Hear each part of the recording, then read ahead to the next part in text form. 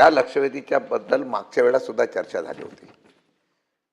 सिडको आणि महानगरपालिका यांचे अधिकार कोणाचे काय आहेत हे एकदा ठरवा। सिडकोने अधिकार घेतला की महानगरपालिका ऐकत नाही, महानगरपालिकाने अधिकार घेतला की सिडको ऐकत नाही। आणि यामध्ये बराच प्रकार आहे, तिथले लोकप्रतिनिधी वगैरे सगळे आवाज उठवत आहेत। हा विषय आपण गांभीर्याने, दोन विषय मी तुमच्याकडे टाकतो। एक विषय असा आहे की जे भूखंड आरक्षित सिडकोचे महानगरपालिकेने केलेले आहेत ते भूखंड परत सिडको परस्पर विक्री करते आणि तिथे मैदानं आहेत, तलाव आहेत, अशा प्रकारच्या वेगवेगळ्या प्रकारच्या भूखंडावर मागच्या वेळी चर्चा झाली, तुम्ही उत्तर दिलं होतं, त्याचं इम्प्लिमेंटेशन झालं नाही। मग या असलेल्या आरक्षण सिडकोच्या भूखंडावर महानगरपालिकेने टाकलेल्या असताना ते भूखंड परस्पर विक्री आंदोलन झाली, जनता, ज्येष्ठ नागरिक रस्त्यावर उतरले।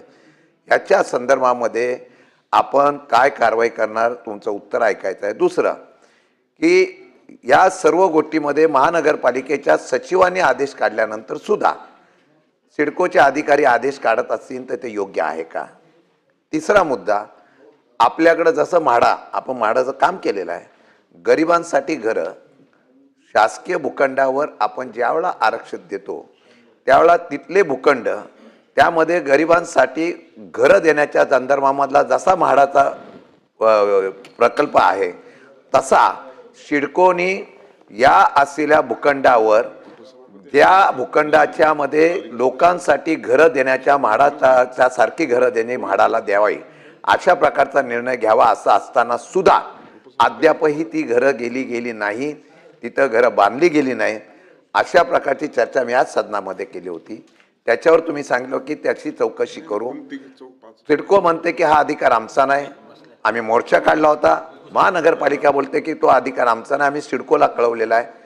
नक्की याच्या संदर्भातलं धोरण काय आणि याच्यावर तुम्ही काय कारवाई करणार याची चौकशी करून लोकांना घरं मिळवून देण्यासाठी जर त्यांनी घरं बांधली नसतील तर त्याच्यावर कारवाई करणार आहात का?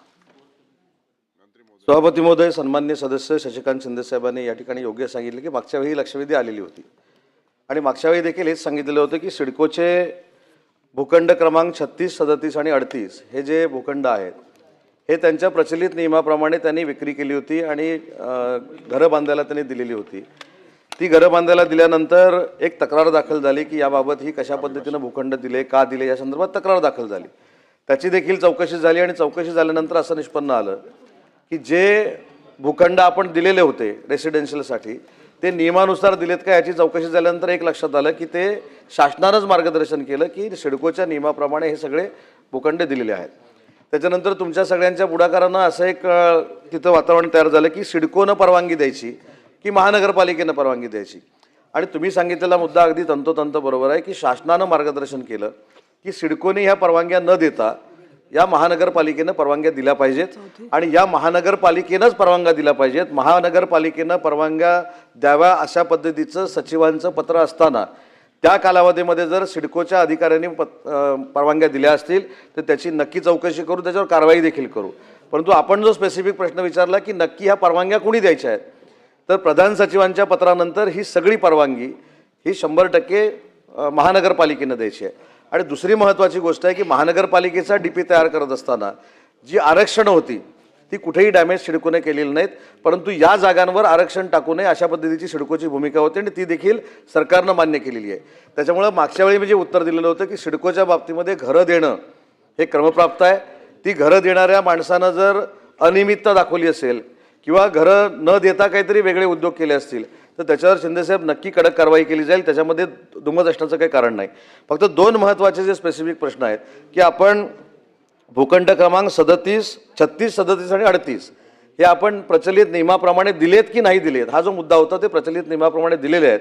आणि दुसरा मुद्दा जो सांगितला की आता परवानगी द्यायचे अधिकार कोणाला आहेत, तर आता परवानगी द्यायचे अधिकार 100% हे सिडकोला नाहीत, नवी मुंबई महानगरपालिकेलाच आहेत। शशी माझ्या जाऊ दे, परत घ्या माझ्या, तुमची मूळ आहे। सभापती महोदय, नगर विकास विभागाने बांधकाम परवानगी सिडकोने न देता महानगरपालिकेने द्यावी अशा स्पष्ट सूचना आपण त्या ठिकाणी मंत्री महोदय दिलेल्या असताना सिडकोने परस्पर परवानगी दिल्याचं हे प्रकरण आहे।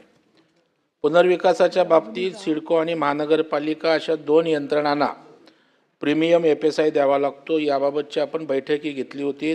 यावरही आपण त्या ठिकाणी निर्देश दिले होते. कोणत्याही एकाच यंत्रणेने ही आकारणी करावी अशा प्रकारचा प्रस्ताव सिडकोने नगरविकास विभागाला पाठवावा अशा सूचनाही आपण दिल्या होत्या, ज्याचा उल्लेख आपण या ठिकाणी केलात. तथापि 6 महिने होऊन गेले तरी अशा प्रकारचा प्रस्ताव सिडकोने पाठवलेला नाही अशी माझी माहिती आहे. माझा प्रश्न या ठिकाणी आहे की नगरविकास विभागाचं आदेशाचं उल्लंघन करण्यास कोणते अधिकारी जबाबदारी त्या ठिकाणी आहेत? या घटनेची वरिष्ठ पातळीवरून तुमच्या निर्देशाची मगाशी शिंदेसाहेब बोललं ते खरं आहे, आपण प्रामाणिकपणे प्रत्येक विषयाला न्याय देण्याचा प्रयत्न करतात, परंतु खाली इम्प्लिमेंटेशन झालं नाही तर त्या ठिकाणी आमचं समाधान हे काही दिवसापुरतंच त्या ठिकाणी सभापती महोदय राहतं आणि म्हणून त्याची चौकशी आपण करावी. आणि पुनर्विकासाच्या बाबतीत सिडको आणि महानगरपालिका अशा दोन यंत्रणांनी प्रीमियम FSI बाबत आकारणी करू नये अशा प्रकारचा प्रस्ताव सिडकोने नगरविकास विभागाला पाठवावा असं मीही जेव्हा सेल्फ डेव्हलपमेंट संदर्भात सिडकोची कमिशनर बैठक घेतली होती जाऊन नवी मुंबईत, तेव्हा सांगितलं होतं. मला शासनाने प्राधिकरण केलं आहे, आपण कॅबिनेटचा दर्जा दिलेला आहात, मी बैठक घेतली, ती पण जर गांभीर्याने तुम्ही घेणार नसाल तर शेवटी शासनाच्या व्यवस्थेला उपयोग काय, तर त्या संदर्भातही काय झालं या संदर्भातही आपण संबंधितांना सूचित करावं. सन्मान्य सदस्य प्रवीण दरेकर साहेबांनी जो मुद्दा या ठिकाणी मांडला की सिडकोनं प्रस्ताव महानगरपालिकेकडे पाठवला आहे की पाठवला नाही, या संदर्भामध्ये MRTP ॲक्ट अंतर्गत 48च्या अंतर्गत 1 वर्षाची मुदतवाढ देण्याचे सिडकोला अधिकार होते. त्या पद्धतीनं सिडकोने ते अधिकार वापरून त्यांना मुदतवाढ दिली. त्या मुदतवाढीमध्ये त्या इमारतीचं काम जोत्यापर्यंत 100% पूर्ण झालेलं आहे. परंतु त्याच्यानंतर जी मगाशी शिंदेसाहेब म्हटलं की तक्रार दाखल झाली आणि तक्रार दाखल झाल्यानंतर अशा तक्रारीमध्ये होतं की प्रधान सचिवांनी परवानगी नवी मुंबई महानगरपालिकेला दिलेली असताना सिडकोनं परवानग्या का दिल्या, तर त्याच्यानंतर ह्या सगळ्या परवानग्या थांबल्या आणि 30/10/2025ला सिडकोला कळवण्यात आलं की याच्यानंतर सिडकोनं महानगरपालिकेला कळवलं की याच्यानंतर सिडको परवानगी देणार नाही, पुढच्या सगळ्या परवानग्या देण्याची जबाबदारी ही महानगरपालिकेची आहे. त्या पद्धतीनं निर्देश दिलेले आहेत.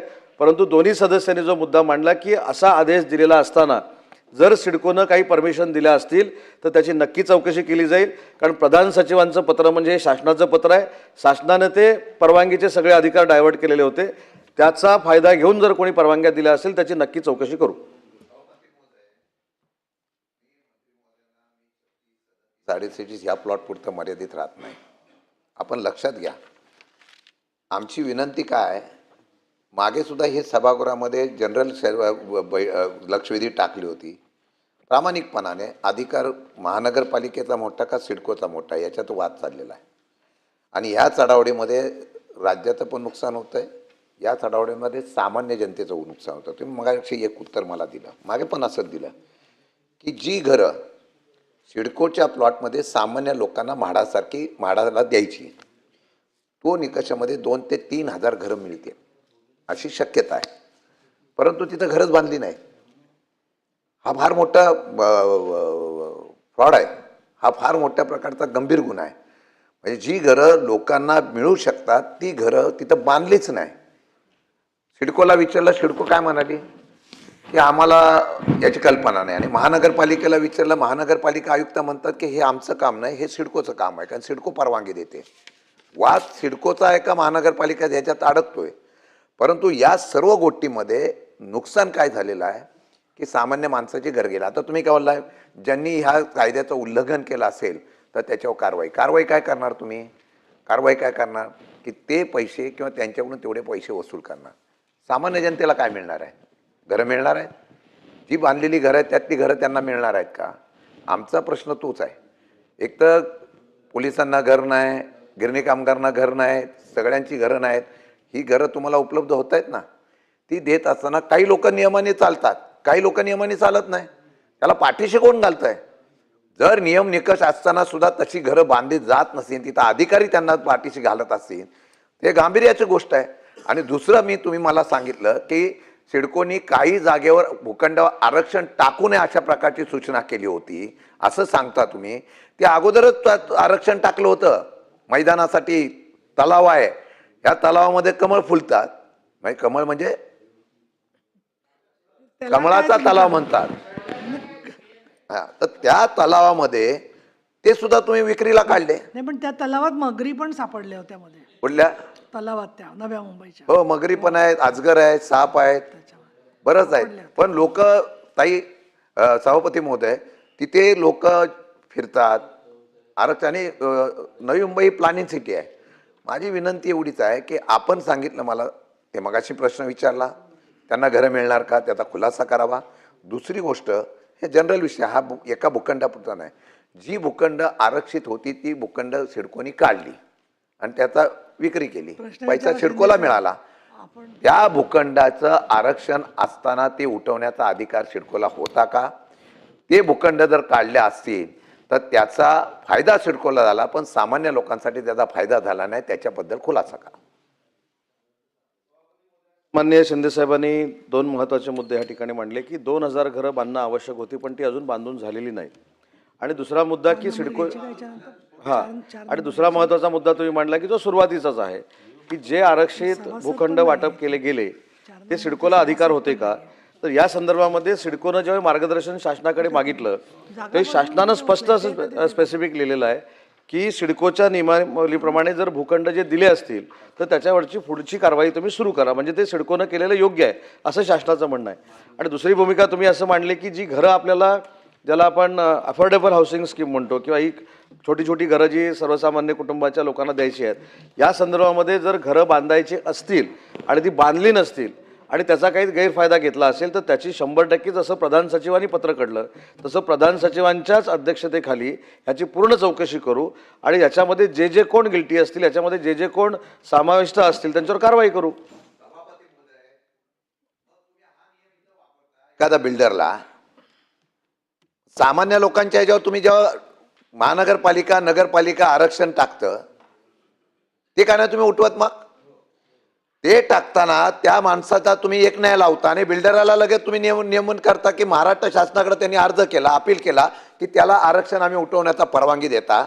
मग एखाद्या सामान्य माणसाच्या ठिकाणी आरक्षण पडतं, त्याला उठवण्यासाठी तुम्ही काही एकच लावता. गार्डनचं आरक्षण असेल सामान्य माणसाचं, त्याची शेती तेवढी असेल तर त्याची जागा असेल, त्याला तुम्ही सांगता आता गार्डनचं आरक्षण उठू शकत नाही, हा तुमचा नियम आहे. माझं पैसे, मग एक काम करा, या संबंधित खात्याच्या संदर्भातून मी सविस्तरपणे पत्र देतो. आपण संबंधित लोकांची बैठक आपल्याकडे लावा, तुमच्याकडे लावा आणि एकदा त्याचा सत्य समोर चर्चा होऊन मार्ग काढावा, अशा प्रकारची बैठक लावाल का? सभापती महोदया, सन्माननीय सदस्य शिंदे साहेब आणि दरेकर साहेबांनी देखील तोच मुद्दा मांडलेला आहे. मध्ये आपल्याला आता शिमगोत्सवाच्या सुट्या आहेत, या सुट्या संपल्यानंतर पुढच्या आठवड्यामध्ये तुमच्या समोर त्याच्या बैठकीचं आयोजन करू. ठीक आहे. लक्षवेधी